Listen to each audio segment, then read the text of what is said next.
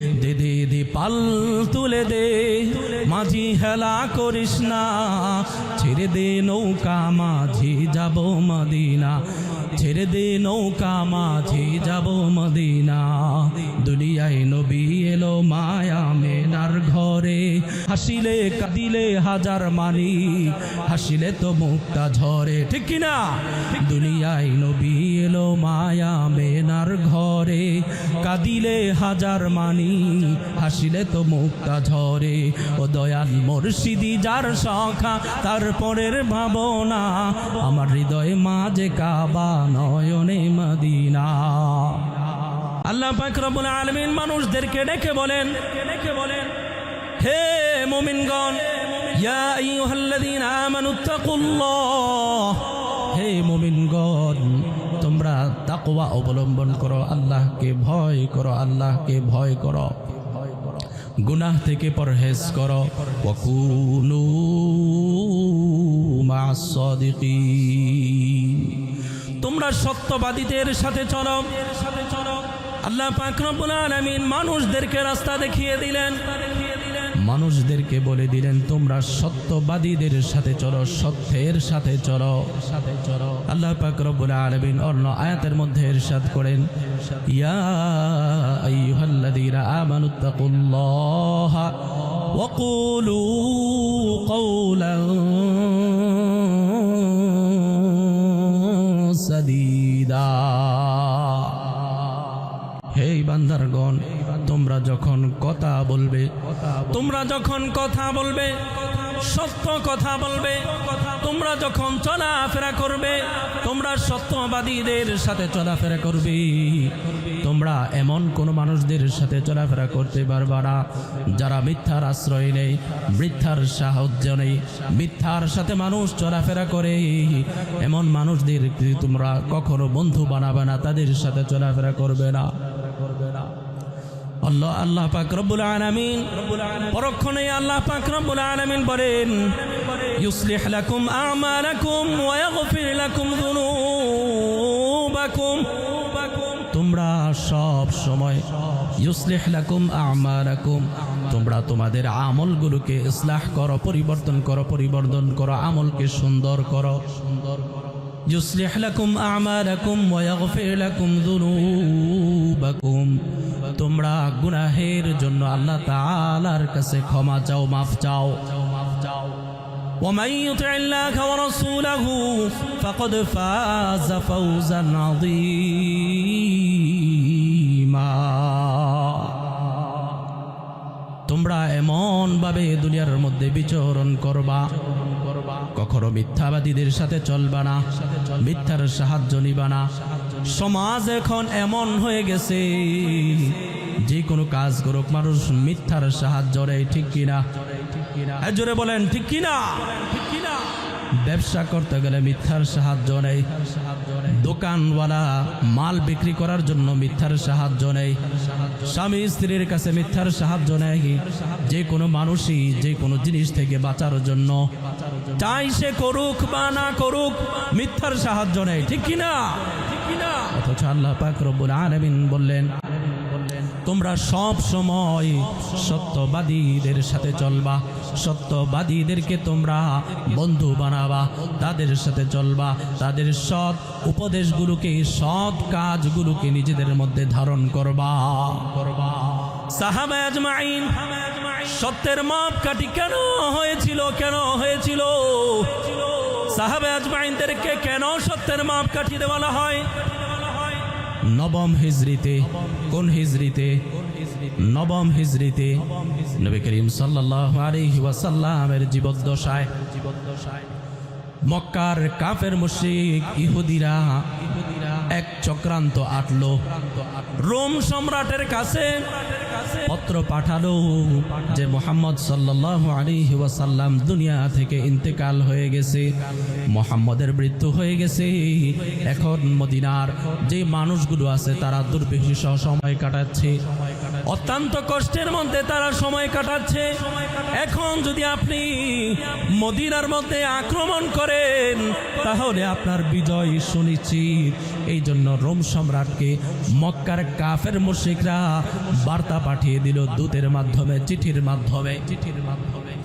Rome সম্রাট চিন্তা করে দেখলো মুহাম্মদের যত অনুসারী আছে, মুহাম্মদের যত সাথী আছে, তাদের সকলকে এই তো সুযোগ জমিন থেকে তাদেরকে উৎখাত করে দেওয়া।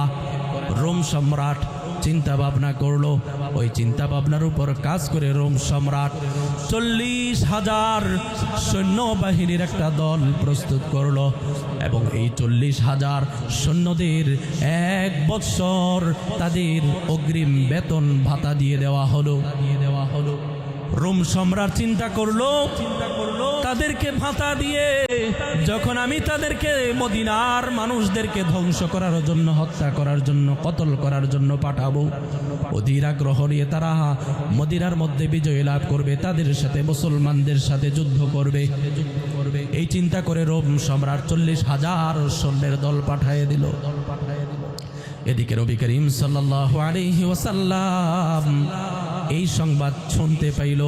রোম সম্রাট বিশাল এক সৈন্যবাহিনী পাঠিয়ে মদিনাকে ধ্বংস করার জন্য ওই রোম সম্রাট তাবুকের উদ্দেশ্যে তাদের সকলকে পাঠিয়ে দিয়েছে। নবী করিম সাল্লাল্লাহু আলাইহি ওয়াসাল্লাম ঘোষণা করে দিলেন, সাহাবা আজমাইনদেরকে ডাকলেন, ও আমার সাহাবীরা, তোমরা যুদ্ধের জন্য প্রস্তুত হও। চাঁদা সংগ্রহ করতে শুরু করলো, যুদ্ধের জন্য সামান কেনা কাটা শুরু করলো এবং সাহাবা আজমাইনদেরকে বললেন, তোমরা যারা আসো সকলে যুদ্ধের জন্য বেরিয়ে আসো। নবী করিম সাল্লাল্লাহু আলাইহি ওয়াসাল্লাম প্রায় 30,000 সাহাবা আজমাইনদের একটা দল তৈরি করলো। মারহাবা কোন, জোরে বলেন না মারহাবা। নবী করিম সাল্লাল্লাহু আলাইহি ওয়াসাল্লাম 30,000 সৈন্য সাহাবা আজমাইনদেরকে নিয়ে প্রস্তুত তাবুকের উদ্দেশ্যে মদিনা থেকে বের হয়ে গেল। এদিক দিয়ে রোম সম্রাটের পাঠানো 40,000 কাফের মুশরিক যারা মদিনাকে ধ্বংস করার জন্য বের হয়েছে তাবুকের উদ্দেশ্যে, তাবুকের কাছাকাছি এসে পড়ল। তাবুকের কাছাকাছি আসার পর ওই কাফের মুশরিকরা বুঝতে পারলো মুহাম্মদের ইন্তেকাল হয় নাই, মুহাম্মদ জীবিত আছে, মুহাম্মদ আমাদের সাথে লড়াই করার জন্য আসতেছে। মুহাম্মদ তার সৈন্য বাহিনী নিয়ে আমাদের উদ্দেশ্যে আসতেছে, তাবুকের উদ্দেশ্যে আসতেছে। কাফেররা যখন এই জিনিস শুনতে পারলো, এই ঘটনা বুঝতে পারলো, আজ করতে পারলো, তাদের মনের ভিতর ভয় ঢুকে গেল, কম্পন সৃষ্টি হয়ে গেল। আল্লাহু আকবার বলেন। রাসূল সাল্লাল্লাহু আলাইহি ওয়াসাল্লামের সংবাদ যখন পেল, ওই কাফের রোম সম্রাটের পাঠানো বিপুল সংখ্যক 40,000 সৈন্যরা যখন শুনল যে নবী করিম সাল্লাল্লাহু আলাইহি ওয়াসাল্লাম মুহাম্মদের সৈনিকদেরকে নিয়ে, মুহাম্মদের সাথী সঙ্গীদেরকে নিয়ে যুদ্ধ করার জন্য বের হয়েছে, কাফেরদের মধ্যে কম্পন সৃষ্টি হয়ে গেল। এই সংবাদ পাইতে না পাইতে কাফেররা কে কিভাবে ছুটে দৌড়ায়া লুকাইয়া পালাবে সেই চিন্তা তাদের মধ্যে কাজ শুরু করলো। যেই কাজ সেই কাজ, যেই নিয়ম যে ইচ্ছা তার উপর কাজ, পালাতে শুরু করলো। কাফেররা কি করলো? পালাতে শুরু করলো। এটাই হচ্ছে প্রমাণ, জমিনের উপর যখন ফিতনা এসে যাবে, জমিনের মধ্যে যখন বাতিল মাথা চারা দিয়ে যাবে, তখন জমিনের উপর এক শ্রেণীর মানুষ বের হয়ে যাবে, এক শ্রেণীর মানুষ প্রস্তুত হয়ে যাবে ওই কাফের, ওই ফিতনাকে, ওই গুমরাহকে জমিনের উপর থেকে উৎখাত করার। ঠিক কিনা? কাফেররা চিন্তা করছে যে মদিনায় তো মুহাম্মদ নাই, যাই এই তো সুযোগ, মুসলমানদেরকে এমন ভাবে হত্যা করব মুসলমান যেন জমিনের উপর আর অবশিষ্ট না থাকে। তাবুকের ময়দানে যখন নবী করিম সাল্লাল্লাহু আলাইহি ওয়াসাল্লাম 30,000 সাহাবা আজমাইনদেরকে নিয়ে তাবুকের ময়দানে উপস্থিত হলো, কাফেররা দিক বিদিক ছোটাফেটা শুরু করলো। লুকায়া লুকায়া ওই ময়দান থেকে তারা লুকাতে শুরু করলো, লুকিয়ে লুকিয়ে প্রত্যাবর্তন শুরু করে দিল। এদিক দিয়ে নবী করিম সাল্লাল্লাহু আলাইহি ওয়াসাল্লাম যেই সাহাবা আজমাইনদেরকে নিয়ে ওই রোম সম্রাটের পাঠানো 40,000 সৈন্যের সাথে মোকাবেলা করার জন্য গেল। নবী করিম সাল্লাল্লাহু আলাইহি ওয়াসাল্লাম যুদ্ধের ময়দানে জয়লাভ করে ফিরে আসলো। ফিরে আসার পর নবী করিম সাল্লাল্লাহু আলাইহি ওয়াসাল্লাম যখন যুদ্ধের জন্য বের হয়েছিল, কিছু সাহাবা আজমাইন পিছনে ছুটে রয়ে গিয়েছিল। পিছনে থেকে গিয়েছিল কয়েকজন সাহাবা আজমাইন। এক শ্রেণীর মুনাফিকরা নবী করিম সাল্লাল্লাহু আলাইহি ওয়াসাল্লামকে একা ওই যুদ্ধের ময়দানে পাঠিয়ে দিয়েছিল যে আমরা মুহাম্মদের সাথে যুদ্ধে যাব না। তাল বাহানা করে তারা পিছনে রয়ে গিয়েছিল। আল্লাহ পাক রব্বুল আলামিন এই ঘটনাকে উপেক্ষা করে কালামুল্লাহর মধ্যে নবী করিম সাল্লাল্লাহু আলাইহি ওয়াসাল্লামকে উদ্দেশ্য করে আয়াত নাজিল করে দিলেন, লাকাদ তাবাল্লাহু আলান নাবিয়্যি ওয়াল মুহাজিরিন ওয়াল আনসার।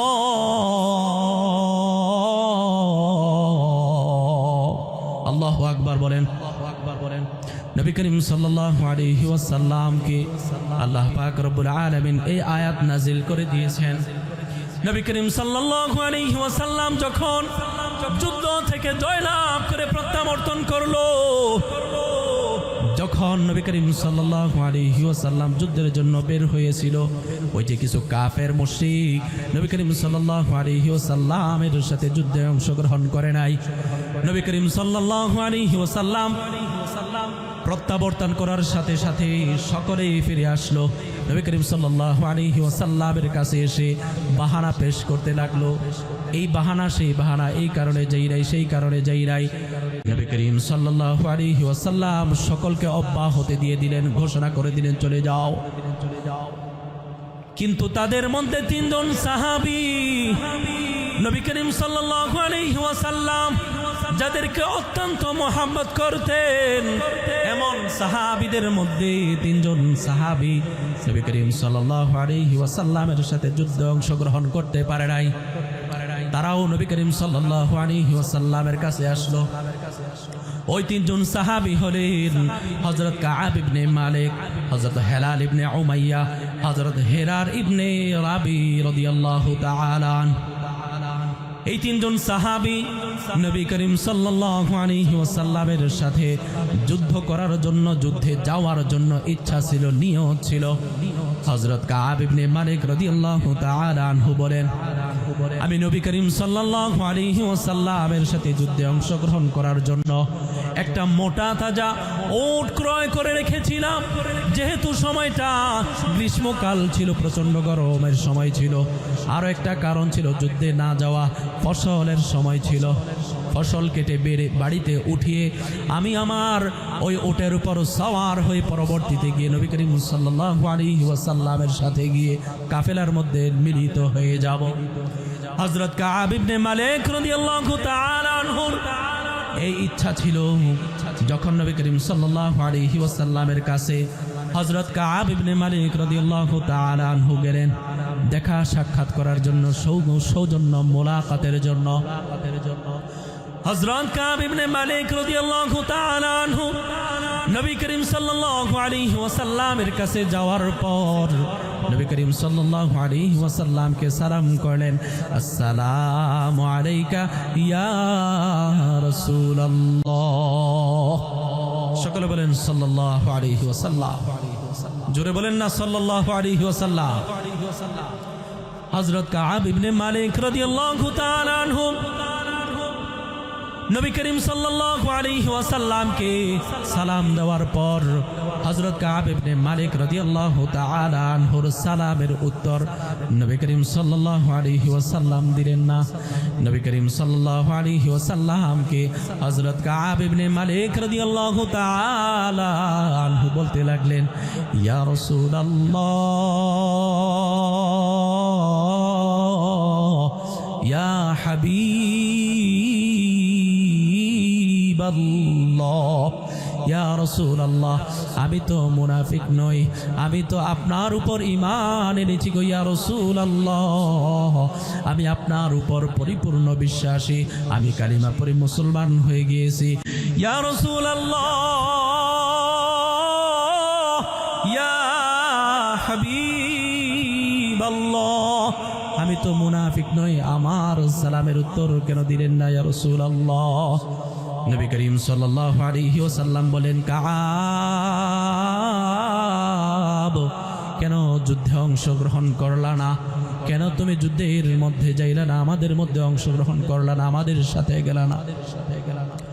হযরত কাব ইবনে মালিক রাদিয়াল্লাহু তাআলা আনহু বলতে লাগলেন, ইয়া রাসূলুল্লাহ, যদি কোনো আমি দুনিয়াদার মানুষের সাথে উপস্থিত থাকতাম, যদি কোনো দিনদার মানুষের সাথে আমি উপস্থিত থাকতাম, কোনো বাহানা দিয়ে আমি আপনার কাছ থেকে চলে যাইতাম, ইয়া রাসূলুল্লাহ, ইয়া হাবিবাল্লাহ, আমি যদি আপনার কাছে মিথ্যা কথা বলি, এখন হয়তো বা আপনাকে সন্তুষ্ট করব, কিন্তু যখন আমি আপনার কাছ থেকে চলে যাব, আল্লাহ তাআলার পক্ষ থেকে যখন জিবরাইল আলাইহিস সালাতু ওয়াস সালাম ওহী নিয়ে আগমন করবেন, আমার মিথ্যা আপনার কাছে প্রকাশ পেয়ে যাবে, তখন আপনি সম্পূর্ণভাবে আমার উপর আপনি অসন্তুষ্ট হয়ে যাইবেন।